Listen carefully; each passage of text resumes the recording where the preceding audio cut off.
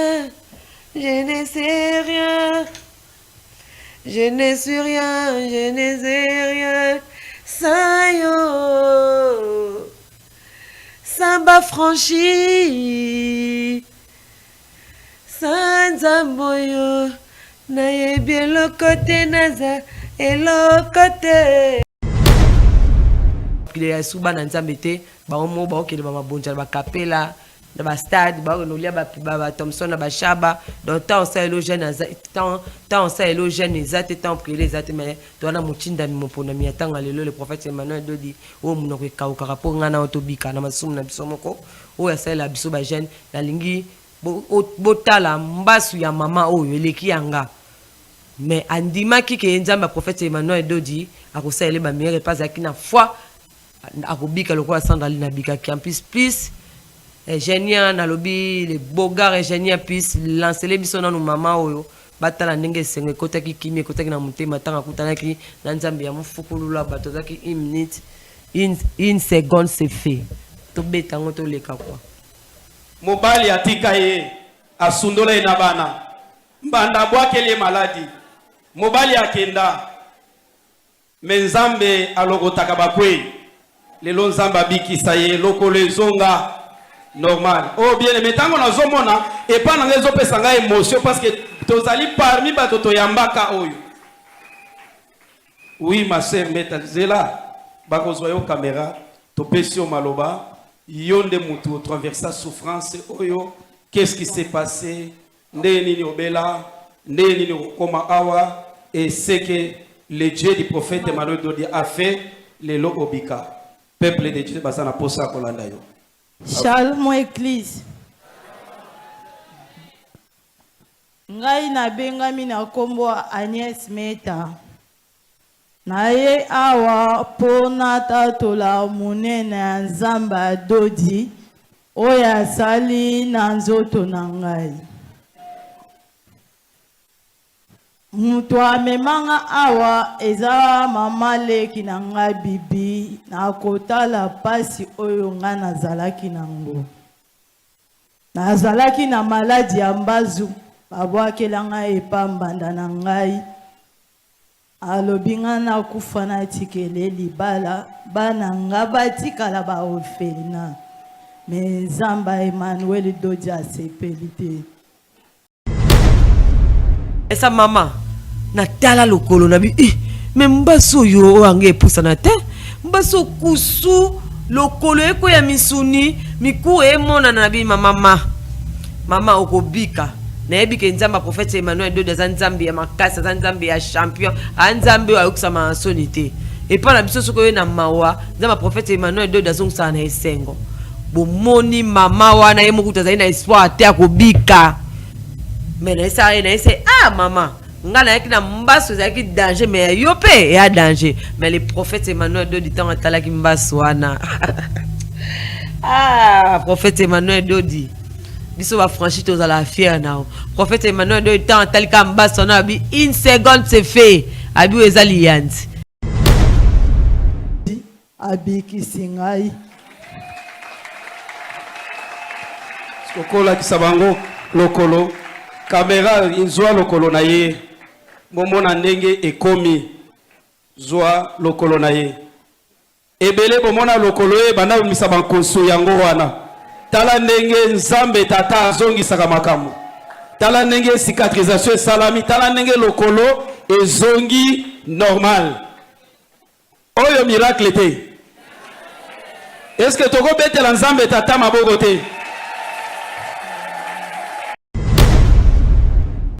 Dans l'amour qui est na bengi papa gelor ça ne va pas passer na loti na zu refus papa singa refus papa le gelor singa sois calme ma fille comme d'habitude sois calme ma fille sois calme 4 jours après papa gelor a loti ngai na zu mukanda na telemi na tamboli papa gelor a singa eleki le 24-25 na kozwa message papa singa mukanda papa singa mukanda dossier nanga ba acceptango bien aimé na souffrir mobala memi wa balinga wa meminga na poto aboko pesa na mukanda na se retrouver na balabala na lali libanda na hiver na malili na souffrir leo nakomi indépendante nzambe tata apambola mosakoli na ye. Je suis très contente grâce ya nzambe tata na mosakoli na ye Gabriel ozomona lelo eza Gabriel alobité. J'ai rencontré le plus grand miracle de ma vie qui est le salut. Je fais le message au prophète. J'écris aussi à frère Jacques. Les prophètes, quand nous avons parlé encore une fois de plus, c'était un samedi. Tout cela, toutes les conversations avec le prophète ne s'est passé que le samedi, le jour du sabbat. Le prophète me dira,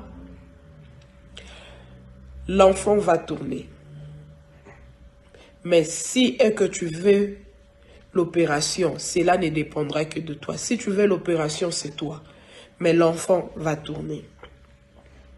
Et il s'avère que je suis rentrée, 8e mois, je suis rentrée à l'hôpital. Le médecin m'a dit, j'avais toujours des douleurs. Le médecin m'a dit, tu es prêt pour que je t'ouvre le ventre? Moi, j'ai dit, non, l'enfant va tourner. Le médecin a dit, il est trop tard pour que l'enfant tourne. En ces moments ici, le poids de l'enfant, c'est pratiquement impossible que l'enfant tourne. Si elle tourne, tu auras des douleurs et il y a trop de risques. Moi, j'ai dit, non, l'enfant va tourner. Et la dernière fois que j'ai parlé encore avec papa à ces sujets, c'était un samedi. Le frère Jacques est allé voir papa. Papa a appelé. Il a dit, tout ira bien. Si tu dois passer par l'opération, passe. Mais ne crains rien, car tout ira bien. Tout est déjà fait. Tout est déjà fait. Ne crains rien. C'est par là, c'est pendant ces moments-là que j'ai commencé maintenant à avoir la force. Parce que du début de ma grossesse jusqu'au 7e mois, je n'avais pas la foi. Je ne croyais pas que je pourrais arriver à la fin. Je ne croyais pas que je pouvais toucher à mon enfant.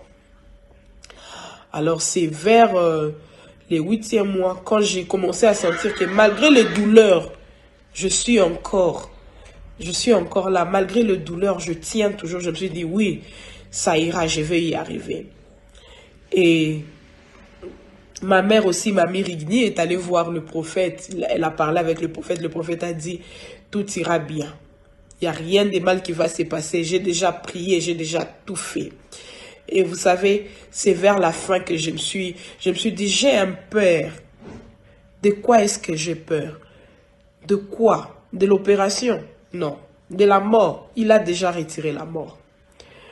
Alors, mon médecin a programmé, il a dit, le 16 février, je t'ouvre le ventre.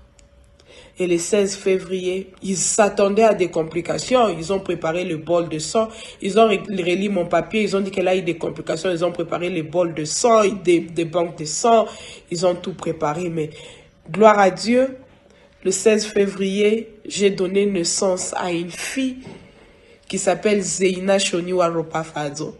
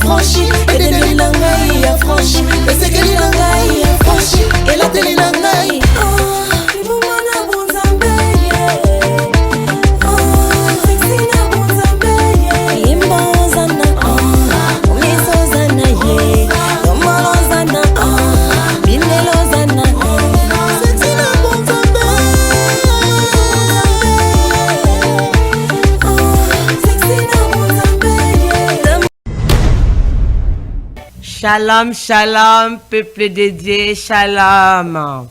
mbote mingi na bino ba franchi na katandaku. Bonne fête de sabbat, biso to fêtaka samedi sabbat, tozana jeune, faut faire la cara prière, ya mufukulu abatu zenga mambu le prophète Emmanuel Dodi.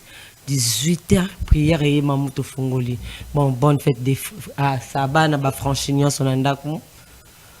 Bonne fête de miséricorde, pote au côté déjà miséricorde, ceux qui mawate yaya, ceux qui mayonte ngana yo, toza le lote to la mukite, pe maya ofele, ceux qui mawana été mais mawa trop. Donc mbote na bino nyonso ba franchi bozana ndaku, mbote na le prophète Emmanuel Dodi mufukulu la batu, zenga mambu une seconde c'est fait. Maman Nicole Feza, maman Aimé Banswa, na pesi mbote na Lili Kamon, maman Lili Kamon, na pesi na maman Alpha Kapinga, maman na Emmanuela Bea, na fait pesi na famille Kaniki, maman Angèle Kaniki, papa Christophe Kaniki, na famille Kaniki mon bimba. Dorcas Kaniki, Perside, na pesi Noëlla Biaï, mbote madame, na pesi bino nyonso. Bozo maman José Assani, ba maman pour na mona ba maman José Assani, na pesi ba maman nyonso ya église mbote na pesi Jessie Kitenge, madame mbote Saba et l'amour to zakaka apona relaxa bino musala malamu ya Nzambe ya prophète Emmanuel Dodi. To isa bino ba miracle za alliance. Awa ba miracle za alliance, ba miracle za na désordre, ba miracle zo salama. Yongwana nazo comprendre bino ba pozolo ba prophète Emmanuel Dodi azana kisi, azana magie. Oui. Bozana faut na bino te parce que na Congo tozana 13 000 églises bandeko. Tozana même pas 100 églises, même pas 50 églises où ils ont ça la ba miracle où bazo ya bazo bika pe bazo mona liboko ya Nzambe ya prophète Emmanuel Dodi ndenge azo sala ba miracle des autres. Donc na lobaki na bino émission o eza pona kolakisa bolamu ya Nzambe ya prophète Emmanuel Dodi ndenge azo pesa batu kimia ndenge batu bazo bika o azo ya na ba franchi azo ya okutana na Nzambe ya prophète Emmanuel Dodi o nyonso ya okutana azo zonga na mawate azo zonga na esengo.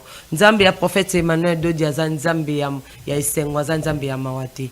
Bilo mo bozo mona nga mona on azala témoignage ya munene sœur Sandra Lina Babote boyi ba place na outil. Donc boyi ba place na outil. Donc ce qui Nzambe ya prophète Emmanuel Dodi, ce qui mawa ya Nzambe ya prophète Emmanuel Dodi te mais lelo nazate ngapi nazaki victime na mbasu boyebi bomona ngo déjà calamité puisse andoter la bino la publicité pour mona ngamoko na bika na mbasu ya tonga na ka koloba mama prophète Emmanuel Dodi ezalaka sécurité ezalaka rosakana te ezalaka lengité na ya ko sabino ke boya pour bobika soki na benga kabino po na assurance ngamoko Sandra Lina Babote ser na bika na mbasu oyo esala mikolo dans 2 jours kaka na kati ya nouvelle ligne na fête na biso babenga ngo fête ya sanza ya nouvelle ligne na ya prophète kaka na 2 jours mardi na bika. Donc batu pe batala kingai ba o pe bazana kondima bazo ndimela Nzambe ya prophète Emmanuel Dodi bango pe bayeba biki na kolakisa bino témoignage ya mwasi oyo atala ki pe ngai kaka ndeko na ya mema ki abitala sœur Sandra Lina Babote azaki na mbaso etungisa ke mikolo ebele mais tango akutana kina prophète Emmanuel Dodi Nzambe na ye asalaki musala Sandra Lina bikaki. Pourquoi pas yo? Donc moi si yana zoki confiance avec église pe ye kutu mbasu nezaki ya mystique mbasu nezaki bena ke kusu ezobima ovanda pembeni na ete o mama o na ozo la kisabino kala mingi te kusu ezobima ovanda pembeni ete solo pota misuni ezokita miku ezomonana oya nga kutu ezaki ke lokolo pota me ya ye ezaki bena ke muku ezomonana kusu ovanda na ete likolo epoli. Donc abanda komona neka liwa atambola ki ba hôpital atambola ki ba église amona ki muto obikisa yemba swazati babina ekende kake pa mufukulu ya bato zenga mambo une seconde c'est fait ye Nzambe na yazo pesa solution yo moni bato bazo lenga lenga ratse bat bazo lenga lengo les prophètes ana prophète Emmanuel ana Dodi ba miracle leleki azana magie ayela bon ba prière ba nouvelle ligne ayela bon makambo belé oui pour biso Bible o tozo yoka o prophète Emmanuel Dodi a biso que Bible ezana 3 paroles ya Nzambe ya mungunya ya mutu siko bino bat bosambela ka Jésus comme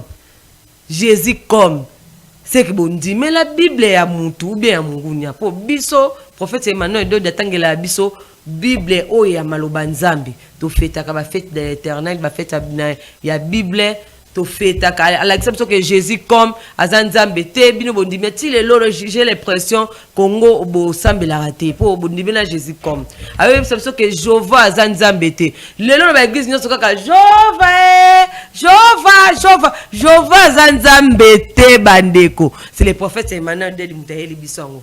Alors, il y a que Jésus comme, aux on dit Mélanzambe le cola, au moni Christian, caméraman, oh, on a le cola Christian, oh, mais, banja me bino on dit Mélangoana, on dit Jésus comme, ah, on a quoi Jésus, en plus, Jésus, oh, bochaka chakana banda, ça Jésus a filmé. Bochaka ta prophète Emmanuel Dodi Motinda, mon pona miatanga le lo, tché, nanda, oh, so ba miracle. Bon, Jésus, nous, bochaka zara filmé, et moi, de apexabino. Aisabino ke ngai na za Jésus te nga na fimaka na mina masanga na sala kinduma na na Jésus te biso ba franchi to préférateur cha prophète Emmanuel Dodi na ndako po yene tozo mona zo sala ba miracle za les vrais prophètes si ma papa Simon Kimbango za les prophètes Emmanuel Dodi toza le seul église oyo ezo sala ba miracle na moi moko ta 100 miracle na moi moko ta 200 miracle bat ba obika bino bolando église ana kuna na royate prophète ana kuna za na magie sandali na église mba sandali na bina kabina ko to kende yo landanga ngana obina na po na ebiska Nzambe azwanga ti boli na pesa Nzambe na eloko pesa Nzambe te na binela e kofi na binela e jibe siko funa binela Nzambe koleka kofi na jibe siko bino na to na ya na ngate sanda bina be olandanga nga kote Nzambe bikisinga ifo ngana binela kaye koleka David eloko na pesa Nzambe funa binele koleka David yo kotana ngate yo talaka ba miracle zo sama na église na biso ba miracle ça mais pas prophète na biso yo yaka obika kotala ngate ngana wabine na Nzambe na raison na yebi kota zwinga na kota komisinga yongo funa binele koleka David donc na yebi azan Nzambe ya miséricorde azan Nzambe ya mawa to ana miséricorde moi o yaya Nzamba yo kele bilo ba mawa Congo, Nzambe ke so mawa. Tout ça, Congo, il faut prophète Emmanuel Dodi a purifier. Congo, il faut prophète Emmanuel. Pour tout ça, na motinda mialelo, moponda mialelo. Bilo boye bate sa komaki. Sa komaki. Bilo boye bate boke de sambela ba Jova, ba Jésus comme, boke de sambela ba Nzambe moko bilo boye bite, mais biso to sambela Nzambe to yebi. Nzamba prophète Emmanuel Dodi. Nzambo azanzamba tikotaki. Nzambo apesa kimia. Olia to za na kimia. Nzambe oyo azola exception ke to landeli Nzambe pona buloko mukilite neti nga Sandra buzulu ba oh sandali na kakobina awabala te awobota te oh awabala te awobota te ka ko sambela mingi ko sambela no nga landeli Nzambe mabota te nga Nzambe landeli Nzambe libala te nga landeli Nzambe buloko mukilite preuve à l'appui Jésus-Christ. Le véritable Dieu, Jésus-Christ, il est moko akuf na 33 ans à Botite, à Balite. Mokili ya tata na ye, Alexis Mino adresse te. Siko ngai Sandra Lina va beauté vraiment. Avant bon, nous finissons, il faut finir non Jésus-Christ, le véritable Dieu, non Jésus, yo kuf na 33 ans, yo Balite au Botite. Na landela Nzambe po na ngote po Yesu apesa alibala te. Yesu apesa abana te. Yesu apesa abomengo te. Apesa ozo lukate ya yo peso kaka sali aye akufa pona masumu na biso alingi un jour nga sandali na tango na okufa na lala na kufa te na lala tango na yoka trompette ke beta ke lelo na lamuki na ke lola donc Yesu aye pona masumu na nga akufi pona masumu na nga akufi pona kota sali na kati na nga kota vie éternelle donc o comprendre siko po Yesu apesa mabala te so na apesa mino na va na muke koto pour ni Yesu apesa mabala te po Yesu dakuta mama ne Maria za de fiancé Joseph akuta mama na e Maria za de fiancé Joseph akuta de Pilato de azala na ba immeuble ba appartement ba mbongo Pilato akuta déjà moi sandumba zalaka akuta déjà bana basala masumba bunda akuta de abato masanga ba mela ba whisky ba sododo banini ya ka pona ngote ya ka pona akufa pona biso masumu na biso akufa pour na salier quand on a vu na biso un jour tous en a vie éternelle. Donc boye bake eza ba valeur mun so linga za nanga bota bala za nini mais talela nzamba prophète Emmanuel Dodi aza nzamba tikotaki aza nzamba solution o nyonso ozoluka soki oye okozwa na yo kubangaka na yo te Yesu ye mo akufa na 33 ans asala nika kombo mokila tata na ye abota te abala te asala pe feti te atika me pe appartement te mokili na ye donc so va fa ofinga Sandra ozobina bina banda kana na olingo bota te olingo bala te sa bote te bo finga na Yesu afuta na 33 ans abala te abota te le reste Zambia osala donc tolanda puis tolanda témoignage ya mwasi oyo mbaswe bandako mise ba kusu oyo misu nezo kweya ba atambola ki ba église ebele ba pasteur bazana ba miracle souté ba sala esu ba gente api ba prier esu ba nzambe te ba omo ba okele ba mabonja ba kapela na ba stade ba onolia ba Thompson na ba shaba donc tant ça élogène tant ça élogène ezate tant prier ezate mais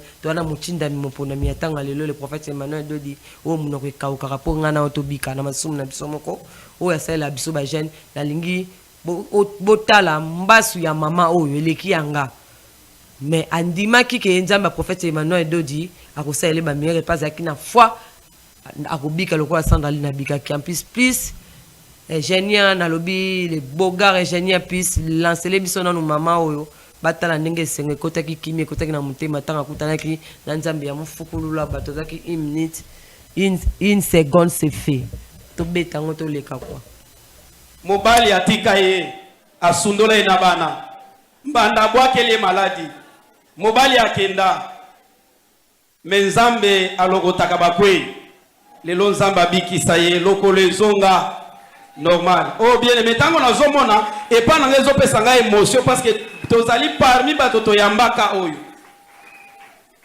oui ma sœur metazela bakozwa yo caméra topesi yo maloba yonde mutu traversa souffrance oyo qu'est-ce qui s'est passé ndeni ni obela ndeni ni okoma awa et c'est que le Dieu du prophète Emmanuel Dodi a fait les lobika peuple de Dieu basana posa kolanda yo. Shalom église. Ngai na bengami na kombo Agnès Meta. Naye awa pona tatola munene ya Nzamba Dodi oya sali na nzoto na ngai. Mutu amemanga awa eza mama leki na ngai bibi na kotala pasi oyo nga nazalaki nango. Nazalaki na maladi ya mbazu babwakela ngai epambanda na ngai. Alobi nga nakufa natikele libala bana nga batikala ba orphelina. Me Nzamba Emmanuel Dodi asepeli te. Mukolo na yaki ya liboso Nzambe tata pambola yo mutozo beta maboko. Pour comprendre yaka émotion hein. Mukolo na yaka ya liboso bayambanga na pasteur Moïse et pasteur Josué.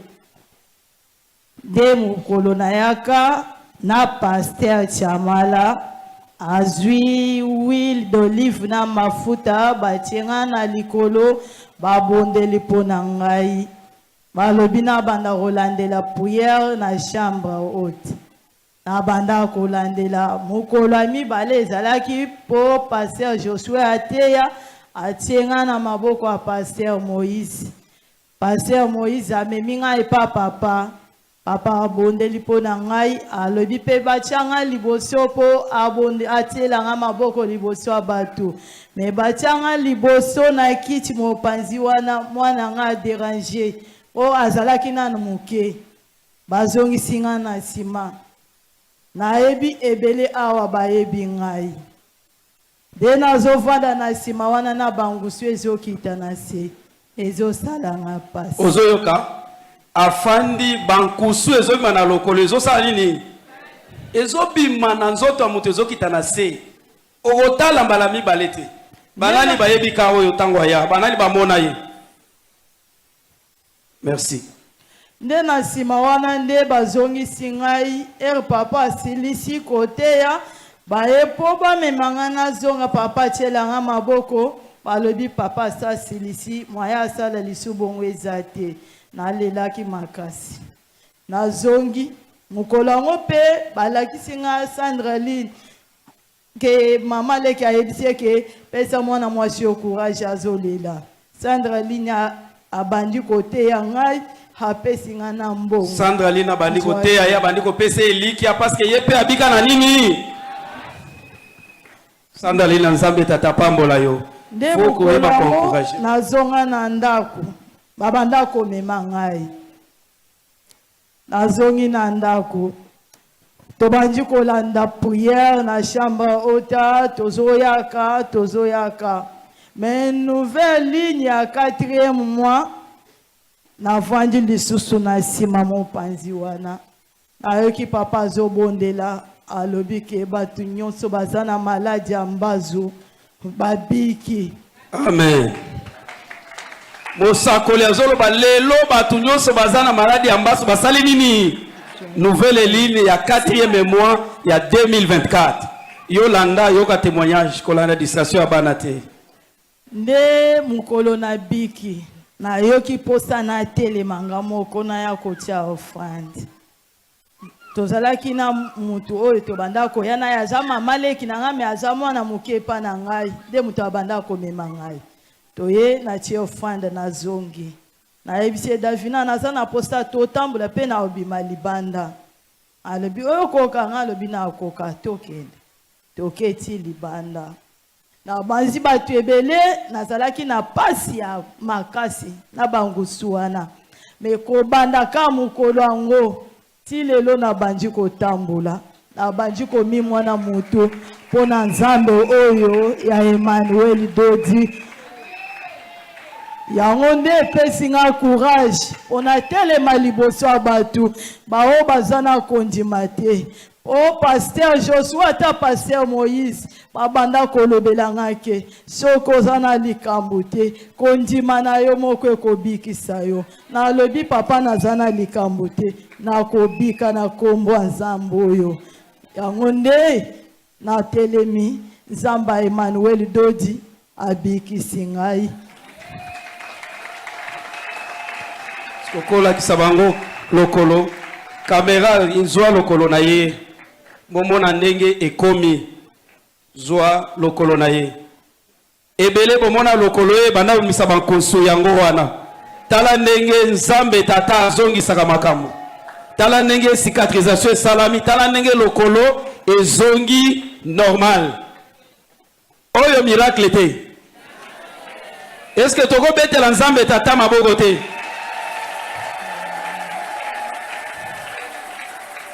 nde lokolo eya awa ezobimisa bankusu nde lokolo eya awa misuni ezopanzana nde lokolo eya awa mukuwa ebanda déjà komonana mais regarde ce que Dieu a fait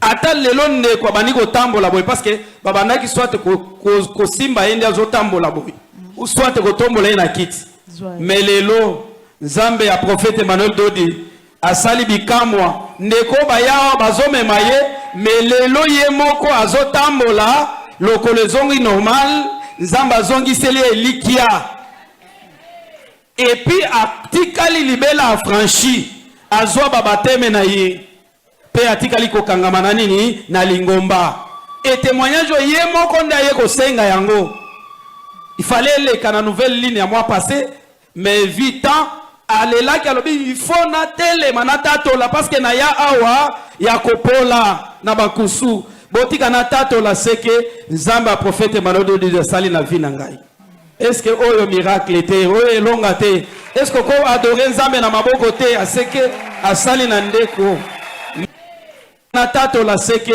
nzambe ya prophète Emmanuel Dodi asali na vie na ngai est-ce que oyo miracle te oyo elonga te est-ce que ko adorer nzambe na maboko te aseke amba yende azotambola boye ou soit kotombola ye na kiti mais lelo nzambe ya prophète Emmanuel Dodi asali bikamwa ndeko bayawa bazomema ye mais lelo ye moko azotambola lokolo ezongi normal nzambe azongiseli elikia et puis atikali libela affranchi azwa babateme na ye pe atikali kokangama na nini na lingomba et témoignage ye moko nda ye kosenga yango il fallait les kana nouvelle ligne à mois passé mais vite alela ki alobi il faut na tele manatato la parce que na ya awa ya kopola na bakusu botika na tato la seke nzamba prophète manodo de sali na vie na ngai. Est-ce que oyo miracle était oyo longa te est-ce que ko adorer nzambe na maboko te aseke asali na ndeko meta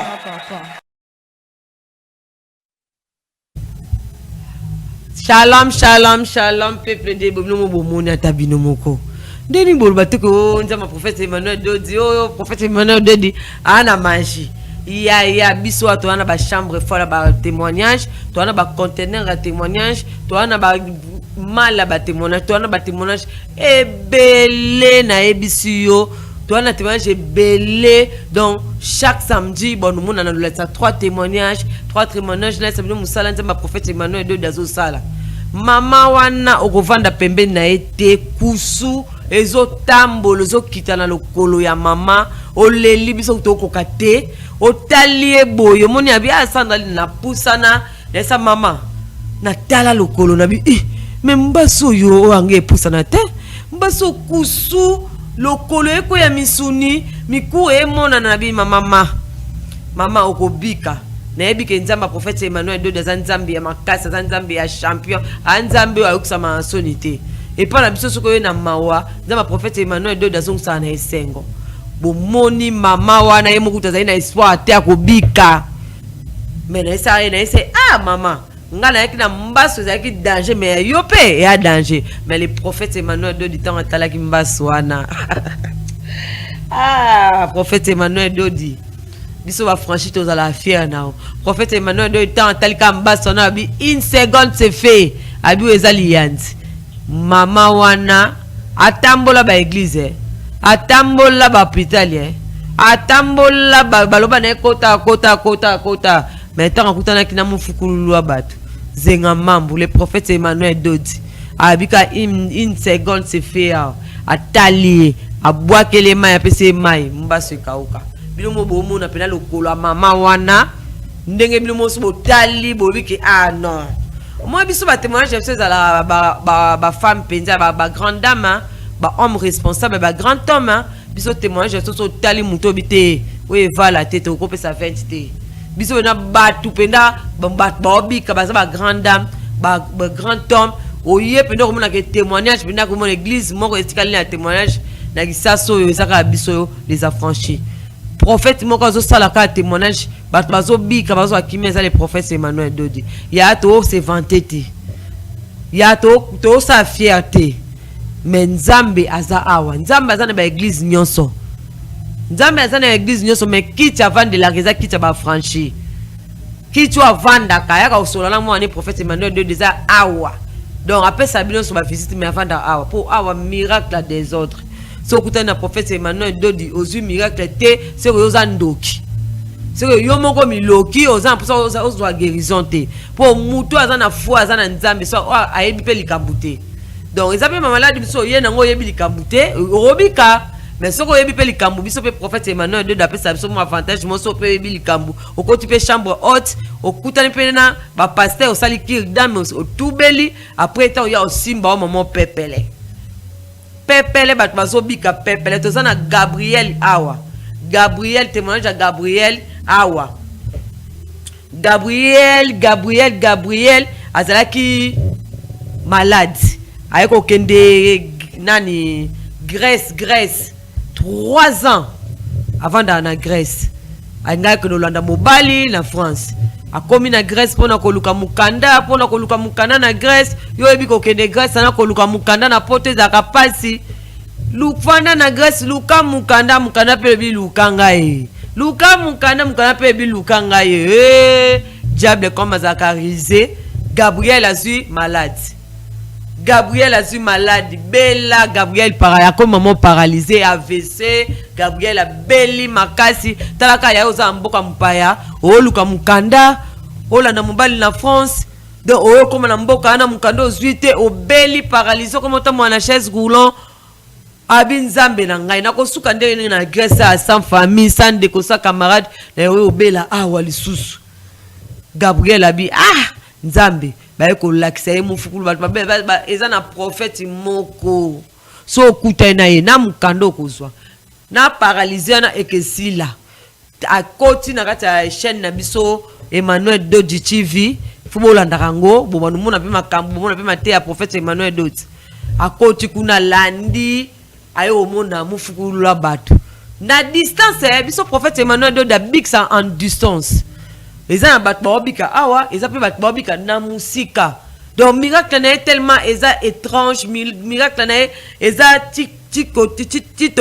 tac miracle na eza une seconde c'est fait azo bika penza na musika bato baobika biso pena bato babika na 8000 km 16000 km obiki alobika une seconde c'est fait obiki asambelaki na musika sera na biso Gabriel atambolaki pe kolekela kotambola guérison prophète Emmanuel Dodi nzambe na pesa ke guérison atamboli pe sera na biso pe Gabriel azwaki mukanda sepeli alobi en tout cas le prophète Emmanuel Dodi oza somo oza zenga mambu une seconde c'est fait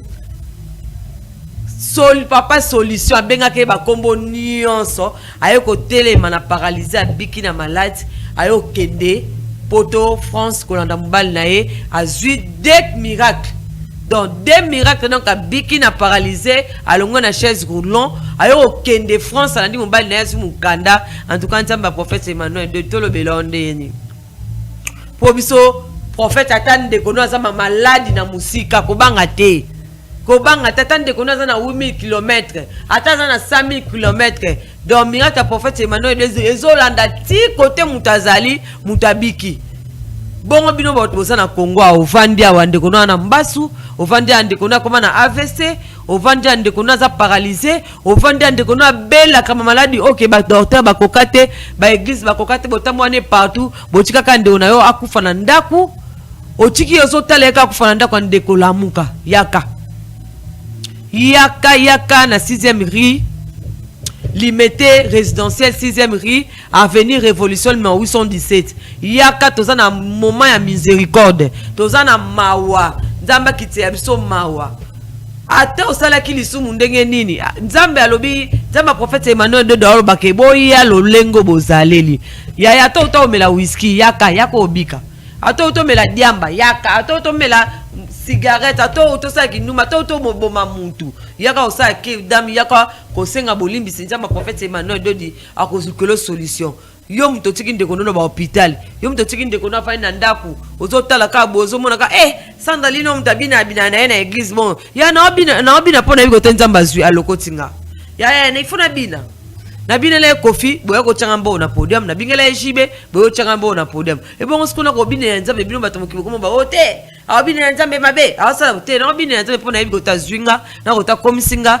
na ko ta okenanga talaka le prophète Emmanuel Dodi abi nzamba ba franchi toi na présent toi na le passé siko biso tozela avenir na devenir nzamba prophète Emmanuel Dodi a mystique talaka ne sandali na zabolo na tala avenir na devenir nanga donc nzamba prophète Emmanuel Dodi a préparé biso déjà avenir na devenir donc ça veut dire que oye awayaya ko sala ba jetene na lo baloko tala nongate so la nino nga sandali na bina obika na ote yo yaka ngana bina nzambe po nzambe na yebiko tabikisa bisanga na dembasu ya 2020 na 2021 mais ero mena kufa mais munga liboso note nzamba prophète Emmanuel Dodi abikisango donc yo pe sala lokola baninga ko buka na kutute prophète Emmanuel Dodi za magique ko l'église na telo kuta ba miracle leki on ba benga za magie asangana na ba prophète ba pasteur te arina la makio te ke da ba shaba te za na makita te yo moni nzamba osa na kati na ye ana spiritualité ya solo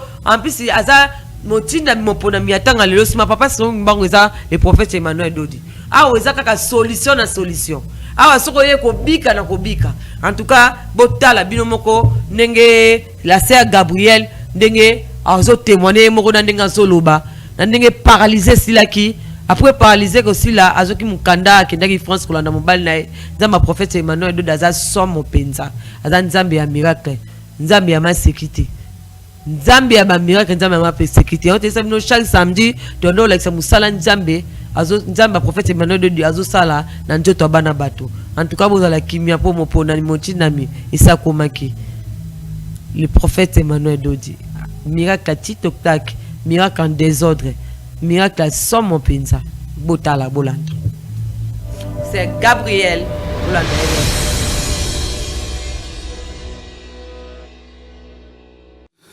Shalom, shalom. Shalom, mon père, le prophète Emmanuel Dodi. Mes respects et sa grandeur. Shalom les affranchis à la citadelle à Kinshasa. Shalom les affranchis des France et de partout ailleurs. C'est moi, votre sœur Gabrielle Toadi. Naekota tola bola mwanzambe tata nandenga mukape singa mukanda. La scène a témoigné déjà deux fois avant.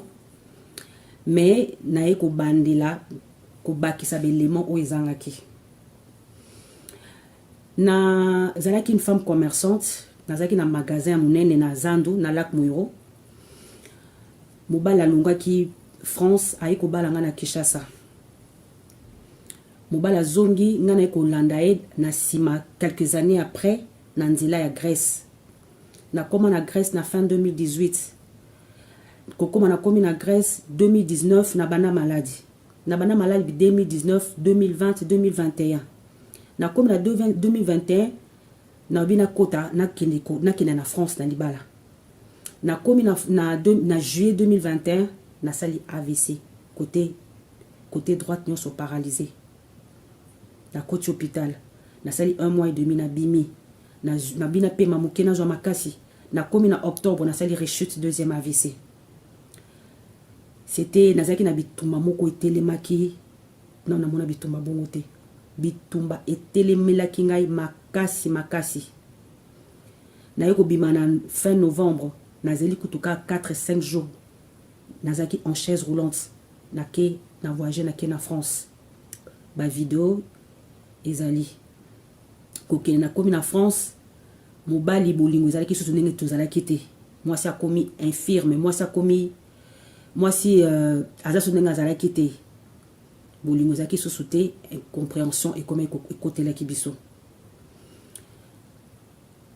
naye kokoma affranchi na 2022 na nzela ya frère na nzela ya kolanda émission ya frère Ken Piana que je salue mon frère Ken Piana shalom que Dieu te bénisse papa nakomi affranchi naye kobenga naye kozwa numéro prophète Emmanuel Dodi naye kobenga le prophète Emmanuel Dodi papa yaminga na prière ngai na bandi ko expliquer papa to sololi papa pesingai papa sali nga prière apesinga numéro encadreur na ngai papa Gelonteka mon papa shalom mon papa que Dieu vous bénisse merci papa na komi na papa to komi ko sala ba prière na komi ko expliquer ndenge makambo ezoleka na ndaku ça n'allait pas papa to komi ko sala ba prière ba 3h du matin ba 2h 3h 4h du matin ba prière on est sali que ndako on ezaki na milimo ndako on est tomboki donc kimia na ndako zaki sosute mobala komi ko sala ba 4 jours libanda ya ngana etana nganga moko na kati na ndako esali que na ko koma libanda ba chenga libanda ya ba chenga libanda na komi na balabala j'avais pas d'issue place okende zate ndeko zate mamate na se retrouver ngai moko en déambulateur. Papa zo kinga na chaise roulante na eko koma na déambulateur na sali na wume na déambulateur na kobi kolala ba 115 na 115 après ba sans abri ba to bazanga ba bisika to kota 16h ubimi 8h du matin na kema mbangu mingi na na komi na France mobali aboya ko pesa nga mukanda na ke ko senga mukanda na frère na expliquer tout baboyi ko papa singa refus na eko sala recours ba pesinga lisusu refus na komi na libanda ba eko pesa nga ordre de quitter quitter les territoires na comme ça papa Gelor be tranquillise toi to sambela kolanda ngote to sambela na eko tika na makama mikanda et tout na vandi nanu na baniko na koti na mozindo parce que bitumbeleka kinga mingi ça n'allait pas na koti la profondeur na mozindo ya prière 2023 nyonso na sala makamukanda te na sala démarche mon côté 2024 na sala démarche na comme na fin 2024 na ke koluka na sali demande mususu na ofi naki kosenga mukanda loko nazalaki maladi nazalaki na badocument oyo koki kopesanga mukanda mpona titre de séjour naki kokotisa bayi kopesanga rendez-vous le 5 janvier oyo 2025 le 5 janvier 2025 naye kokende na ofi interview na badocument na ngai elakisi ke parce que ana bandaki boso puis na vando que l'hôpital 2 semaines après après on a comme 3 mois après on a comme 6 mois on a comme 1 année contrôle donc en fait nous c'est comme stable nous c'est zonga bien grâce na prina lo sambo mais c'est à ça qui rapport on est sali que baza sous na tina repesa nga susu baza sous na tina repesa nga sous titre de séjour parce que na c'est titre de séjour de soins donc c'est plus important parce que c'est comme déjà bien c'est comme stable interview na mona ke le bien te na eko zonga na zongili papa Gelor na bi papa Gelor ni interview leki normalement faut ba benga dans 3 mois réponse dans 3 mois mais na ndimite ke na ozwa papa na morning interview nege leki na ndimite ke na kozwa bandeko papa Gelor abisinga salela papa audio expliquer na papa détail nyonso toza na moya toza na année ya bonganga sala papa voice expliquer situation ndenge ezali ndenge lekaki kuna explique papa la situation mais bongisa déjà libonza na yo ya nouvelle lune parce que tozo kende na nouvelle lune bongisa déjà libonza na ndeko c'est la papa audio n'expliquer détail nyo sur le papa n'a a besoin d'intervenir dans la situation parce que moi je suis guéri na biki mena biki na nzela ya nzambe na yo alors na ndibite ke ba opesanga mukanda ndi na ekozongi la papa Gelor na si papa Gelor na sali papa voice mais papa yemoko azalaki na besoin ya plus ya compréhension et ba détail papa aiko benga papa Gelor accueilli papa réponse ezalaki positive la réponse était bonne papa azwaki problème nanga en charge et na ekopé sa offrande nangai l'offrande est très importante na bonganga l'offrande est très importante na copier sa offrande nangai ba ça qui biso réponse dans 3 mois donc nous na samba qui le 8 janvier je devais prendre ma réponse dans 3 mois et koka qui na noté nga le 20 janvier na yeko nota ndoto ba pesenga mukanda te na ju refus na lamu qui na bengi papa Gelor et ça ne va pas passer na loti na ju refus ba pesenga refus. Papa le Gelor Epsinga, sois calme ma fille, comme d'habitude, sois calme ma fille, sois calme. 4 jours après, papa Gelor a l'Otsingaï. Na Zumukanda, na Telemi, na Tamboli. Papa Gelor Epsinga. Et le 24-25, na kozwa message, ba Pessingaï Mukanda. Ba Pessinga Mukanda dossier, na ba acceptango. Bien aimé, na souffrir. Mobala memi, wa balinga, wa memi na poto, aboko pesanga Mukanda. Na se retrouver na balabala na lali libanda na hiver na malili na souffrir leo na komi indépendante nzambe tata apambola mosakoli na ye je suis très contente grâce ya nzambe tata na mosakoli na ye Gabriel ozomona lelo eza Gabriel alobité j'ai rencontré le plus grand miracle de ma vie qui est le salut. Bénis Dieu pour ces documents et pour la guérison de ma maladie. Nazala kondima, nzambe o alongola kingai na chaise roulante. O alongola na déambulateur, o alongola na béquille, azana makoki ya kozongiselanga ba faculté nyonso o na bungisaki. Parce que maladie oza na cause, ya maladie oza na cause, nasina bika complètement. Ba sekel o etikali nazana kondima papa na ngai akosiliselanga ngo na kotambola complètement normalement. Que Dieu bénisse le prophète, que Dieu bénisse sa grandeur, mon ange intercesseur, le prophète Emmanuel Dodi. Shalom à tous les pasteurs, à mon encadreur papa Gelanteka, à l'apôtre Tosha, au pasteur Gédéon Chamala, au pasteur Josué, à tous les pasteurs de la citadelle, que Dieu vous bénisse. Merci beaucoup pour vos prières. Merci beaucoup.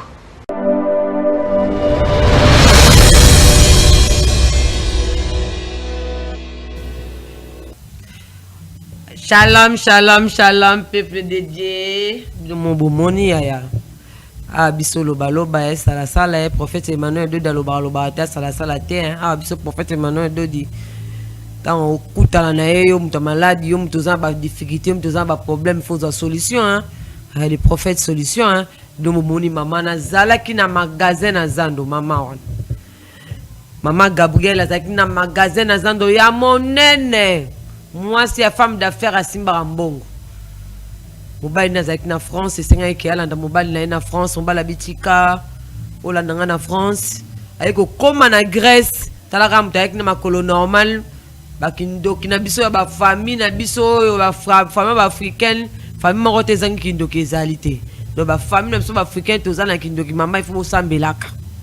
Tala mutu azali makolo normal akangi magasin na ye na zando abibono landa mobile na ngai yake apakomi na Grèce ore bandeko lukaka mukanda sali nanu 3 ans ya koluka mukanda na Grèce bandeko mobile azozeleka na France ale koluka mukanda osu diable ko azakarisé ale paralysé ye wana na chaise roulant komi koluka na moyena na otiki na ba faire non na mboka na meo ba magasin ba nini ozodala donc bolingo bino bobika bolingo ti il faut landa siko bolingo na yo na France donc a komi na Grèce aye kozwa paralysé comme tambola ba chaise roulant a motambola donc azaki na espoir souté donc tant ba seka ka kokuta na mufukulu ba to kuta lever prophète ba bieza na mutu moko boya pesa ka solution nzambe na yaza makasi nzambe na zanda nzamba ndamu te nzamba prophète Emmanuel de daza nzamba ya nini mabengo oni nzambe azan nzamba prophète azan nzamba tiko tak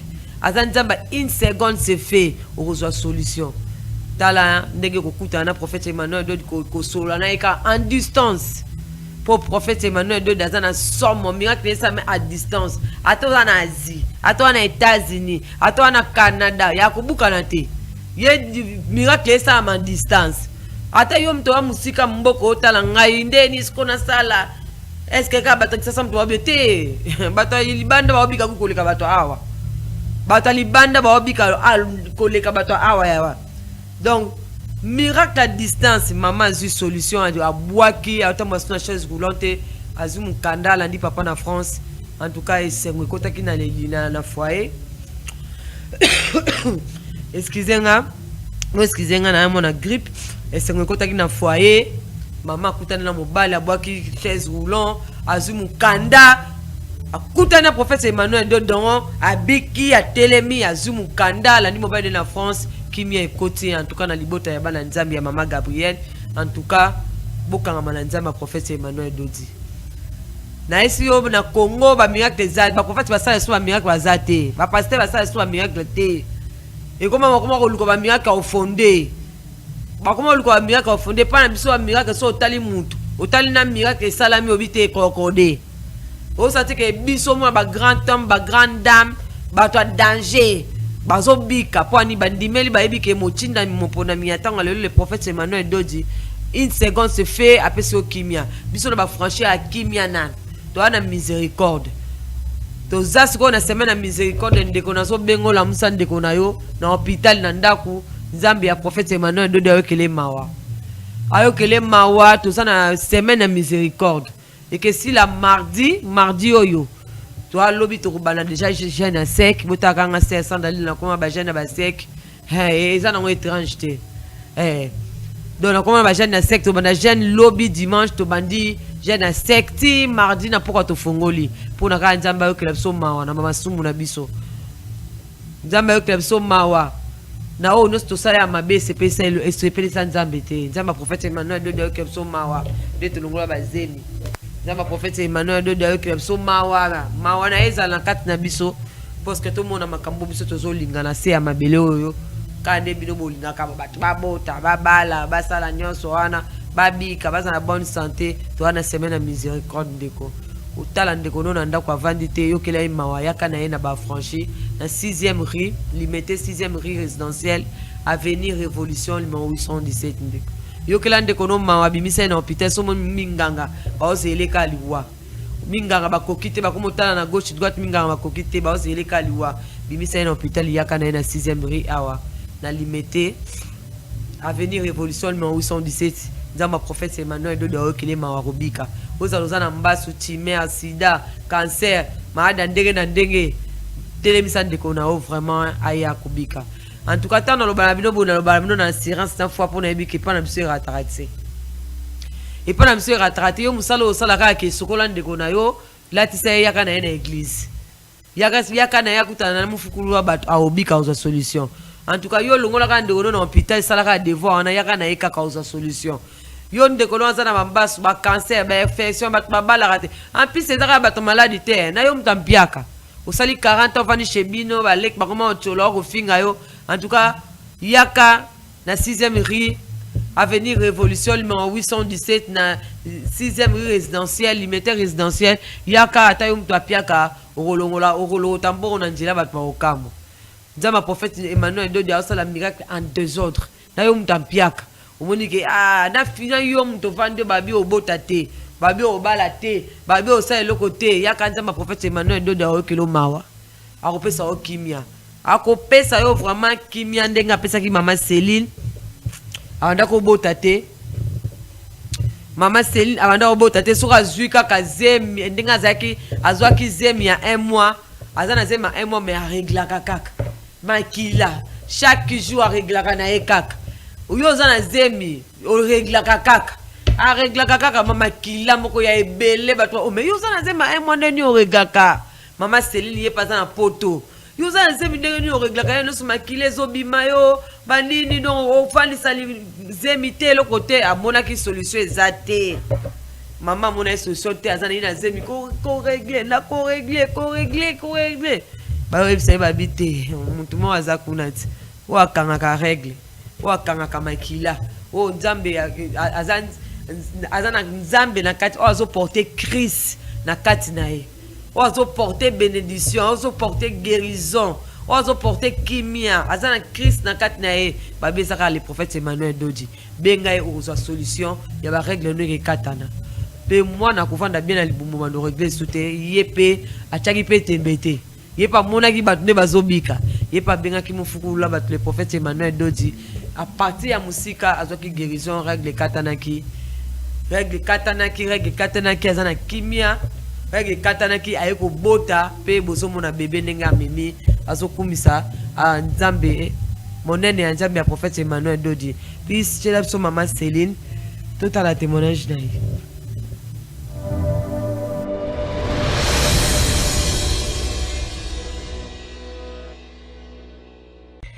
Shalom peuple de Dieu, je suis la sœur Célina Francisca.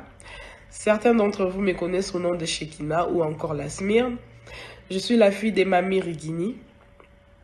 Et mon encadreur c'est le frère Jacques Mendela. Aujourd'hui je viens une fois de plus encore rendre grâce à Dieu pour la bénédiction qu'il m'a accordée à travers son serviteur le prophète Emmanuel Dodi. Alors mes chères sœurs, je me suis mariée en 2022 et depuis ce temps, j'ai eu du mal à concevoir. Il était vraiment difficile pour moi de concevoir.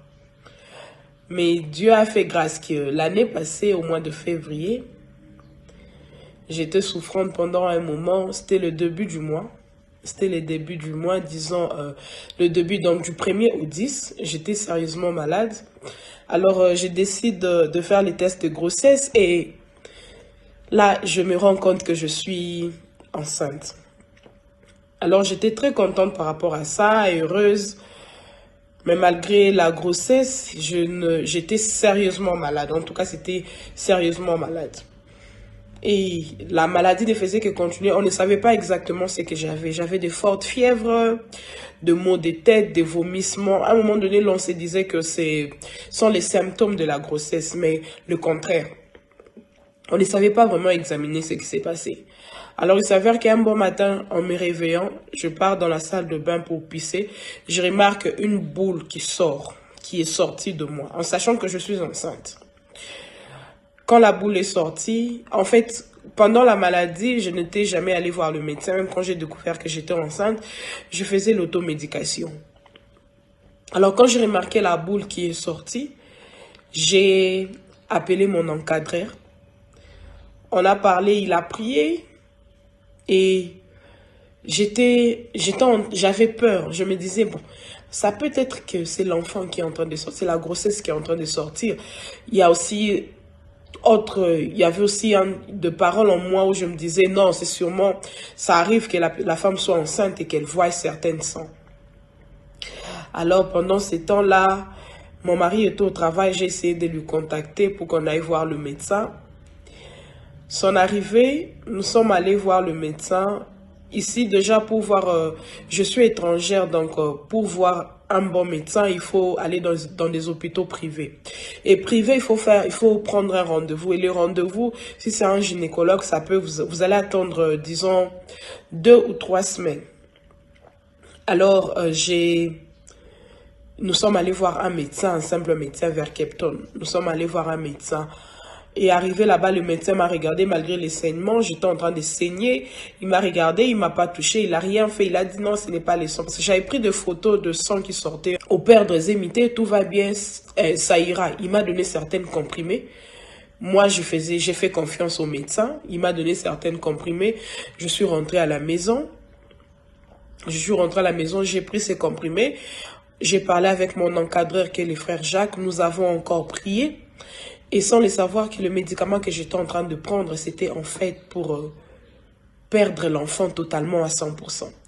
Et pendant la nuit, j'ai eu encore des douleurs tellement insupportables que mon mari, le lendemain matin, il a décidé à ce on rentre à l'hôpital. Et arrivé à l'hôpital, le médecin a dit aller faire l'échographie. Arrivé dans la salle d'écho, la dame qui commence à vérifier, elle me demande, mais est-ce que tu es enceinte? Vraiment, j'ai dit, oui, je suis enceinte. Et la dame me dira, non, tout a été nettoyé. Donc, tu es propre, tout est parti. Donc, pendant le moment où je saignais, même quand nous sommes allés voir le médecin, il y avait encore possibilité de sauver la grossesse, mais il m'a donné des médicaments, il m'a conduit à l'erreur et moi j'ai fait confiance au médecin. J'ai le pris sans le savoir que j'étais en train de perdre mon enfant et j'ai perdu ma grossesse. Donc, la façon dont ça s'est passé, en rentrant vers le médecin, il a dit il n'y a même pas moyen de faire des cryptages, tout est sorti. Donc là, tout est sorti. On va seulement donner des petits médicaments et ça ira, pas besoin de te nettoyer. Et c'était au mois de février. C'était le 16 février. Cela s'est passé le 16 février 2023, l'année passée.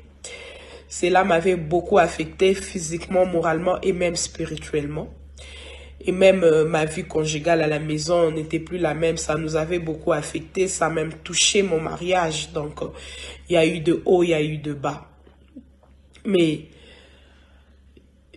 Dieu a fait grâce à travers son envoyé, le prophète Emmanuel Dodi. Et il m'a confié quelqu'un dont il savait que oui, si je lui confie à celui-ci, il y aura quelque chose. Si je lui confie à celui-ci, il verra de merveilles. Il m'a confié le frère Jacques Mendela.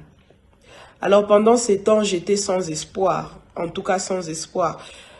Nous étions en train de prier avec le frère Jacques et il donnait des rapports à papa. J'ai parlé avec papa. Papa a dit, ça ira, ne t'inquiète pas. Oui, je connais mon père. Je me disais, oui, je connais mon père. Il m'a déjà sorti de la mort. L'impossible n'est pas Emmanuel Dodi. Je sais d'où est-ce qu'il m'a pris. Je sais comment est-ce qu'il me protège. Mais là, en ce moment-là, j'étais dans des... I don't know what to do. Je ne savais pas quoi faire. Je ne savais pas quoi penser. Je ne savais ni où commencer, ni où aller. Mais il y a le frère Jacques qui ne faisait que me motiver, me dire ça ira, on va prier. Il y a des moments où on priait, je n'avais même pas la foi. Il y a des moments où on priait, je me disais, sincèrement, je vais mettre les téléphones, le frère Jacques va commencer à prier, Au moment où il dit Amen, moi aussi je dis Amen, on coupe les téléphones. Pourquoi? Parce que pour moi, c'était de plus vivre cette expérience-là. Alors, il s'avère que nous avons continué à prier, et au mois de, si je ne me trompe pas, au mois de juillet, juillet vers la fin, tendant vers août, j'ai commencé à avoir certaines malaises. Et à un moment donné, je me disais, ça ne peut pas être la grossesse. Moi, je fais les fausses couches en février, donc, ça va prendre du temps. Alors, j'ai patienté, mais j'ai eu certaines malaises où je me sentais plus vraiment bien, ça n'allait plus. Un bon matin, je me suis réveillée, j'ai fait des tests de grossesse, c'était positif. J'ai dit non. Je suis allée, j'ai racheté le test de grossesse, j'ai fait encore à la maison. J'ai fait au moins 4 tests à la maison. J'ai fait pendant 3 jours, matin, midi, soir, pour être sûr que je suis vraiment enceinte. Mais malgré cela, je suis restée silencieuse. Et on ne faisait que prier avec frère Jacques. Et je me rappelle un bon jour, le frère Jacques me demande, est-ce que ça va avec la grossesse? Et moi, je sais que moi, je ne suis pas enceinte. Moi, je dis, ça va, je souris, ça va. Mais sachant que je ne suis pas enceinte, moi. Alors, on ne faisait que prier, Arrivé à 1 mois et demi, tendant vers le 2e mois, on priait avec le frère Jacques. Je lui dis, je suis enceinte. Il me dira, ok, gardons ça pour nous, continuons à prier. Et moi-même aussi, j'ai voulu garder ça pour moi parce que je n'étais pas sûre que la grossesse allait tenir. Je me disais, ah, oui, à n'importe quel moment, donc voyons voir ce que ça va donner. Et il arrive qu'on priait avec les frères Jacques et les frères Jacques appelaient papa. Je faisais aussi des rapports à papa par message. Ah, il y a 2 jours, j'écris des messages. Papa, il y a ceci. Papa, je suis enceinte. Papa, il y a cela. En tout cas, je faisais des rapports. Je n'exigeais pas de messages, des réponses de sa part, mais je savais que mes messages arrivent et qu'il les lise. Il n'a pas besoin de me répondre. Le fait qu'il a lu ces messages-là, je sais qu'il a pris ça à cœur. Alors, je faisais cela, j'envoyais des messages à papa, on priait avec le frère Jacques. Le frère Jacques me dira, il faut faire des messages à papa, il faut dire à papa où nous en sommes maintenant. Et arrivé vers 3 mois, moi et les frères Jacques, nous avons décidé de dire à mon mari que je suis enceinte. Oui, moi et les frères Jacques. Parce que c'est mon encadreur, j'ai suivi ses instructions. En tout cas, jusqu'à la fin, j'ai suivi ses instructions. Alors, j'ai décidé de dire à mon mari que je suis enceinte à 3 mois. Arrivé vers notre 4 mois, tendant vers le 5e mois, nous partons à l'hôpital, je commence les instructions. En tout cas, jusqu'à la fin, je suivais ces instructions. Alors, j'ai décidé de dire à mon mari que je suis enceinte à 3 mois. Arrivé vers notre 4 mois, tendant vers le 5e mois, nous partons à l'hôpital, je commence à avoir de malaise. On dirait que j'ai un problème de sang, il y a diminution de sang. Je n'ai pas totalement de sang. On a même commencé à faire la transfusion, à écrire des médicaments pour le sang. Il y a le sang, il y a eu beaucoup de choses, beaucoup de complications pendant cette grossesse. Et moi, j'appelle encore les frères Jacques une fois de plus. Regardez, je viens de l'hôpital. On me dira que j'ai un problème de sang. On me dira qu'il y a des complications. Le frère Jacques dira non, ça ira. Nous allons parler au prophète. Le frère Jacques est allé voir le prophète. Et il m'a dit, toi-même aussi, fais un message au prophète. Moi-même aussi, de ma part, j'ai fait un message au prophète. Je me rappelle même un jour, il y a le prophète qui m'a répondu. Il m'a dit, tout ira bien. C'est tout ce qu'il avait dit. Il n'a pas commenté tous mes pleurs. Il a seulement répondu en disant, tout ira bien. Alors, avec le temps, on a fait la première fois qu'on a fait l'examen de sang, je n'avais pas complètement de sang. J'étais déshydratée. Je n'avais pas de sang, j'étais faible, ça n'allait pas. De fièvre qui ne faisait qu'aller 38-39 degrés. En sachant qu'une femme enceinte avec de fortes fièvres, il y a risque d'avortement. Alors, il s'avère qu'après de prières intenses avec le frère Jacques, disons 1 mois après, je rentre à l'hôpital pour le check-up. On me fait les examens et tout allait complètement bien. Le sang, je demande, et le problème de sang, on me dira non. Tu vas bien, tu n'as aucun problème. Même le médecin regardait, mais qu'est-ce que tu as mangé? Moi, j'ai dit, non, je n'ai rien mangé. J'ai dit, tu n'as aucun problème de sang. Peut-être que c'est parce que tu avais la fièvre. Ici, là, tout va bien. Selon le médecin, il a dit que c'est parce que j'avais la fièvre. Pour eux, c'est la fièvre qui a fait en sorte que je n'ai pas de sang. Mais pour moi, c'était bien autre chose. Il a dit, ça va, tout va bien. Je n'ai pas de médicaments à te prescrire, tout va bien. Je suis rentrée à la maison, mais malgré cela, on n'est pas resté silencieux. On a continué avec des prières avec le frère Jacques. J'ai aussi continué à informer papa à propos de mon évolution, comment est-ce que ma grossesse évoluait. Arrivé vers le 6e mois, je vais vers mon check-up et on découvre que l'enfant a une position bridge. Bridge, c'est la position où l'enfant a mis la tête de ce côté et les pieds de l'autre côté. 6 mois. Juste au moment où on m'a informé, c'est là la douleur. Les douleurs ont commencé, désolé. Des fortes douleurs où tu sens que l'enfant te monte parfois dans le cœur. Nous partons, quand on nous a appris ça, je suis rentrée, j'ai appelé frère Jacques, je lui ai dit, regardez ce que les médecins a dit. Le frère Jacques a dit, non, ça ira, nous allons parler au prophète. Moi-même, je fais le message au prophète. Le frère Jacques aussi est allé voir le prophète. Le prophète, c'était un samedi. Le frère Jacques est allé lui voir et ils ont lancé l'appel. J'ai eu à parler avec mon père et il a dit « Tout ira bien.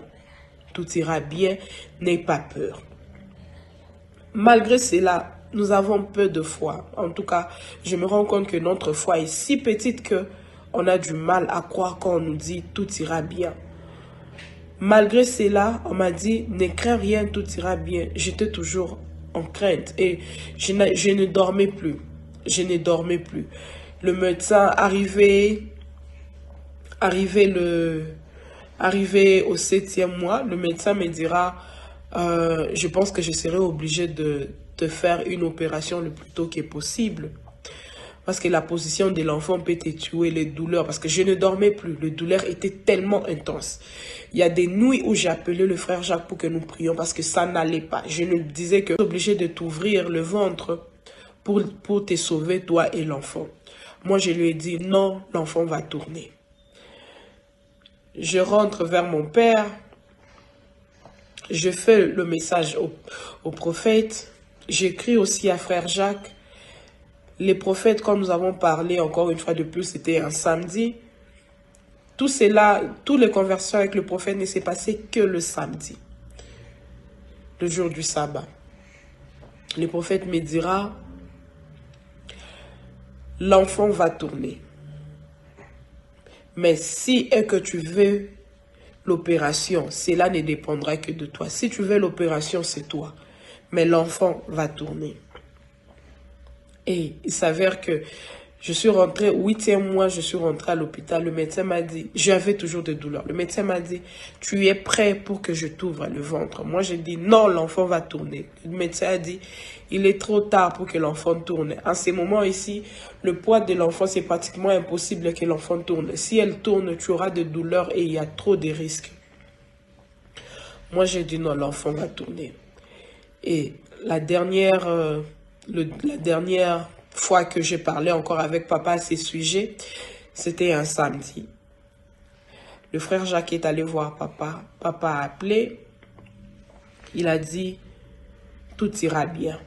Si tu dois passer par l'opération, passe. Mais ne crains rien, car tout ira bien. Tout est déjà fait. Tout est déjà fait. Ne crains rien. C'est par là, c'est pendant ces moments-là que j'ai commencé maintenant à avoir la force. Parce que du début de ma grossesse jusqu'au 7e mois, je n'avais pas la foi. Je ne croyais pas que je pourrais arriver à la fin. Je ne croyais pas que je pouvais toucher à mon enfant. Alors c'est vers les 8e mois, quand j'ai commencé à sentir que malgré les douleurs, je suis encore là. Malgré les douleurs, je tiens toujours. Je me suis dit, oui, ça ira, je vais y arriver. Et ma mère aussi, Mamie Rigny, est allée voir le prophète. Elle a parlé avec le prophète. Le prophète a dit, tout ira bien. Il n'y a rien de mal qui va se passer. J'ai déjà prié, j'ai déjà tout fait. Et vous savez, c'est vers la fin que je me suis dit, j'ai un peur.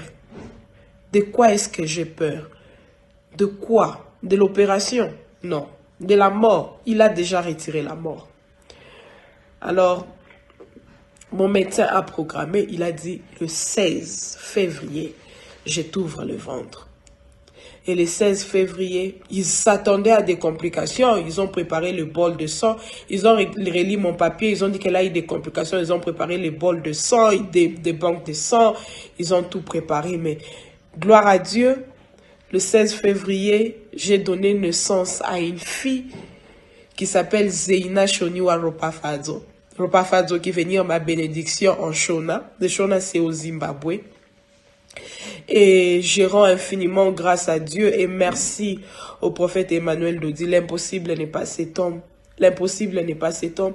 Nous autres sommes loin. J'étais prêt à Kinshasa. Je me disais que quand j'étais là-bas, je faisais de la blague. J'ai vu l'importance de cet homme ici, en étant loin. C'est en étant loin que j'ai vu l'importance de cet homme. C'est en étant loin que je me suis dit, oui, j'ai un père. Sur place là-bas, je me disais, mais je suis ici, je n'ai pas eu besoin de sa main, j'ai juste eu besoin de sa parole, j'ai juste eu besoin de sa voix. Et oui, j'ai accouché ma fille, elle est là avec moi, je vais vous la montrer. Il y a ma fille, elle s'appelle Zeina. Papa, merci infiniment. Que Dieu vous bénisse, que Dieu vous donne une longue vie, qu'il vous bénisse abondamment. Maman dit, c'est aïe, maman, c'est aïe. Elle s'appelle Zeina. Merci infiniment, papa. Merci au frère Jacques. Que Dieu vous bénisse infiniment. Merci au peuple de Dieu. Merci de m'avoir écouté. Et ceux qui sont dans de même situation, n'ayez pas peur, ne craignez rien. Vous avez un Dieu parmi vous. Je ne sais pas de quoi est-ce que vous avez peur.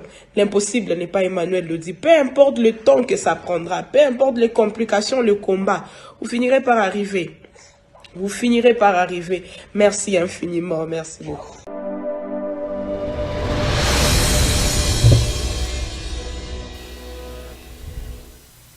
Shalom.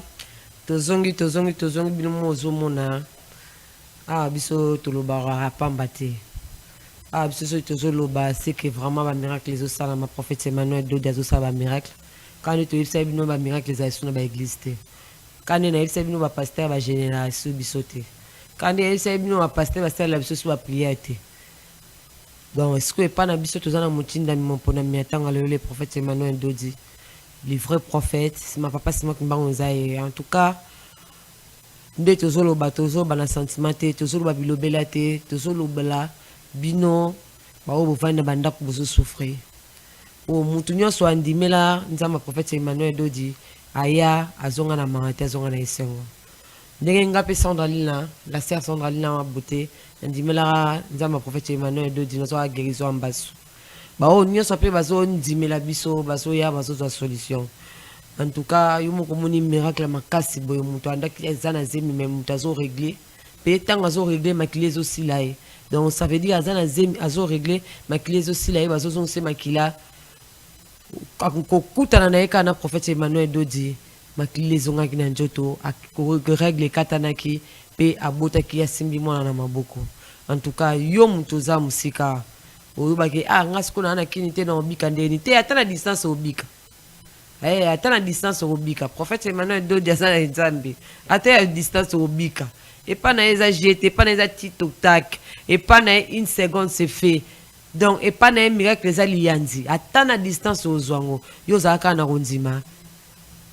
konzima maladi ozana ngonde ko obika yo mto wana hôpital o bake bakumotela ngali wa ba docteur balobi ke simba lisusu te batu nyonso ba yake pa na biso bazwa guérison ba docteur ba isa bango esimba te et pas nzamba prophète Emmanuel de simbaka esimbaka ratarate donc yo mto za pempiaka yo mto o mona ke vinange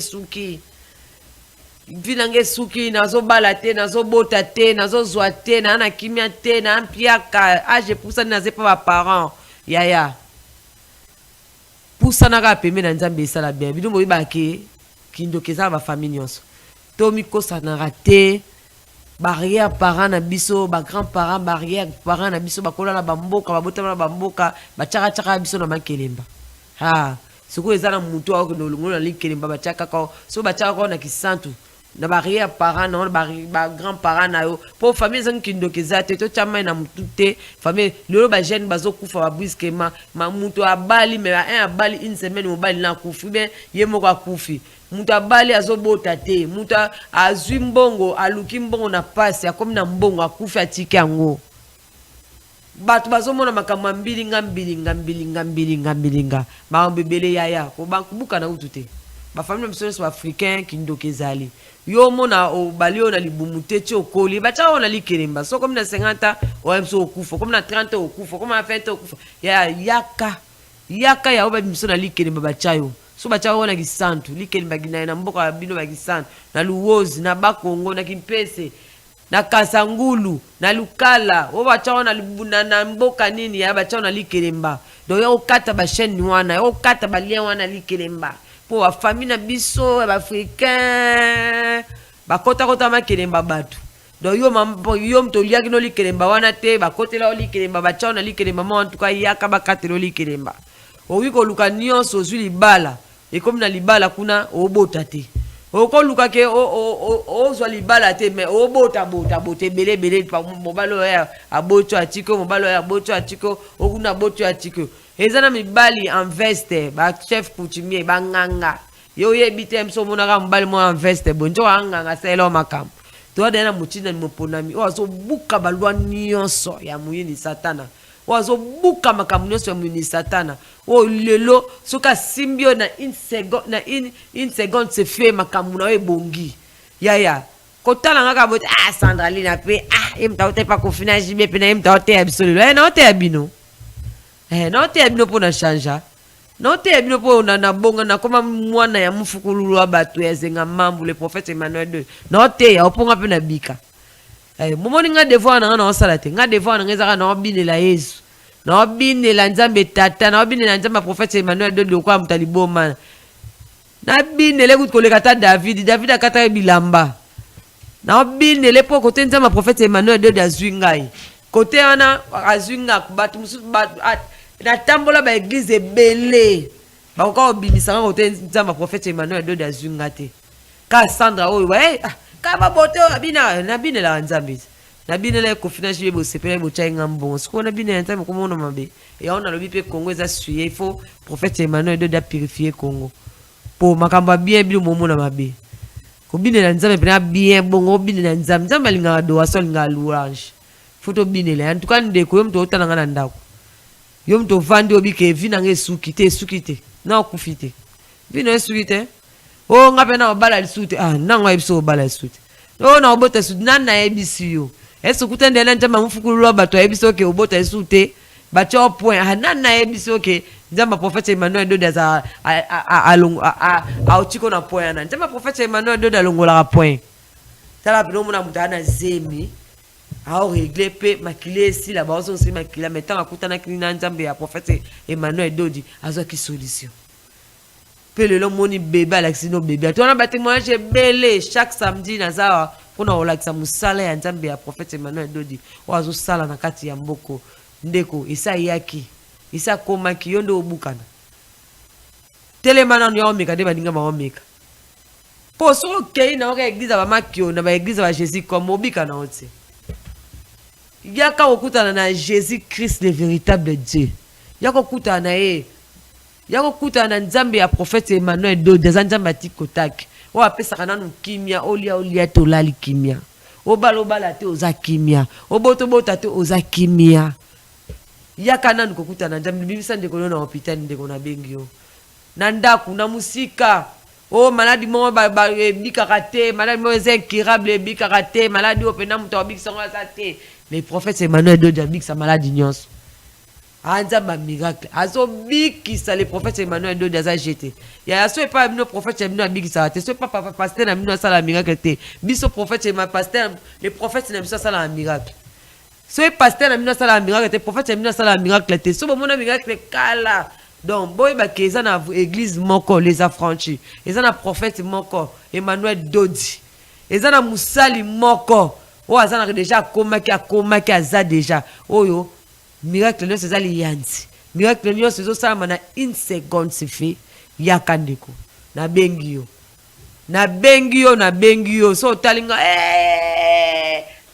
ba boto nenga binela Nzambe na binele po abikisanga na ebi otazunga na binele na kopesa mbote to ana semaine de miséricorde na pesa adresse to ana semaine de miséricorde mawa ya kama weza likolo na ya kanza prophète Emmanuel 2 daza mawa akolimbisa wato utakoboma yaka auto saki ndumba yaka to mina diambo mina shimbo ko mina masanga to momeli masango za munda kwiti yaka Nzamba miséricorde na semaine ezala likolo na o mawana Nzambe ezala likolo na yo mto omona ke ozana espoir te ozomona esika ya kozula kimia te yaka na limité 6e rue résidentiel Avenir Révolution non 817 ya kozwa kimia ya kozwa loboko ya prophète Emmanuel Dodi ye kutasela loboko te prophète Emmanuel Dodi ya somo ye kutasela te une seconde c'est fait bapiso mama ikapa mela ya mai on peut moko utana pala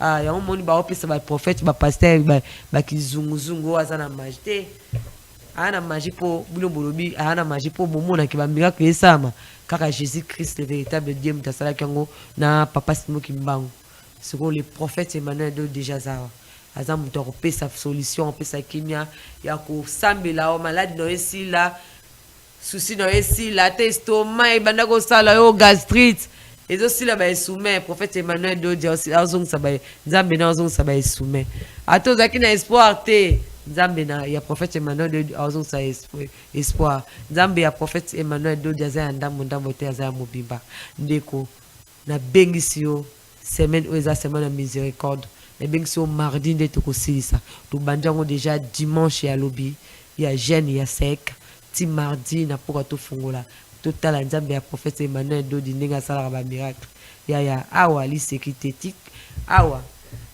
tikotak Ndamba prophète Emmanuel Dodi aza somo bon to kiti to silisi to kutana bino samedi. Je ne suis rien, je ne suis rien. Je ne sais rien, je ne sais rien. Je ne sais rien, je ne sais rien. Je ne sais rien, je ne sais rien. Sans yo, sans tata. Sanzamboyo, Samba franchi, je ne suis rien, je ne sais rien, je ne suis rien, je ne sais rien, je ne suis rien, je ne sais rien, Sanzamboyo, Santata, Sanzamboyo. Je ne suis rien, je ne sais rien, je ne suis rien, je ne sais rien, sans yo, Samba franchi, sans amboyo, naye bien le côté naza et le côté.